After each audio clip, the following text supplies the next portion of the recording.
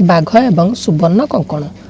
थरे जड़े ब्राह्मण तीर्थ करने बाहर को बाहरी जीवा बाटे एक बड़ जंगल अतिक्रम करने को पड़ा।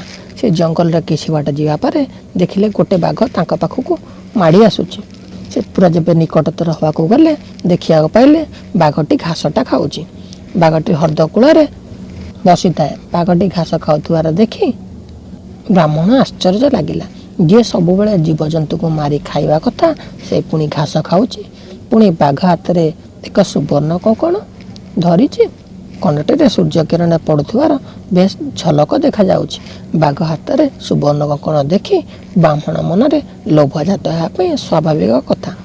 किंतु बाघ माँ पाखक जाई ब्राह्मण कंकणटी को किपरि आनिब ब्राह्मण मने मने एक कथा चिंता करुला।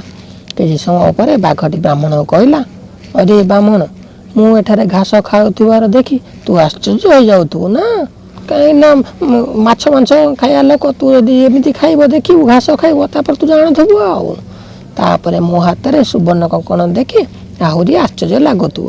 मु ते यही कंकणटी देवाक चाहूँगी। मो पाखे यही जिनसटी रही कौन लाभ, बरं जड़े मनुष्य को यह दान कले जिनसटी ता काम आसब।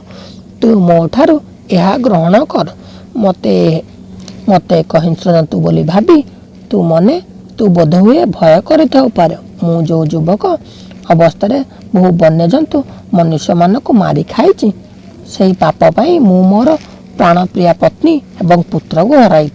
थरे जड़े साधु सहित मोर परिचय है। साधु जनक मते शिकार करने को बारण कले। साधु महात्मा उपदेश मानी मो निरामिष आसी पालटी जाइए। प्रतिदिन मुझे नदी में गाधे सारी नदी कूल को घास को खाए। बोध हुए से मो दांत एवं पंजा गुड़िक नष्ट हो गला। मो कथा शुणा पर तू तथापि मत विश्वास करूँ। दयाकोरी मत तू विश्वास कर। मोठारे सुवर्ण कंकणटी को नहीं तू तो पत्नी को देदेबू।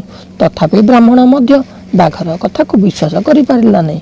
विश्वास जन्माई बाघटी ब्राह्मणी को कहला, हे ब्राह्मण तू आज पर्यंत जीवन माया छाड़ी पारिनु। जीवन क्षणस्थायी तथापि मनुष्य ठारे आरंभ कर जीवजंतुक पर्यंत समस्त यह अत्यंत मूल्यवान। मु जानीपारुछि तू द्वंद्व में पड़ जा। सुवर्ण कंकण निश्चय तोर दरकार आसब। लोके कहती ब्राह्मण उच्च जाति से दान देले भगवान संतुष्ट होती। कारण भगवान सह से कुआडे सीधा संपर्क अच्छी बोली स्वयं ब्राह्मण माने ही कहती। साधारण लोक देवा अपेक्षा तत्ते देले भगवान अधिक खुशी।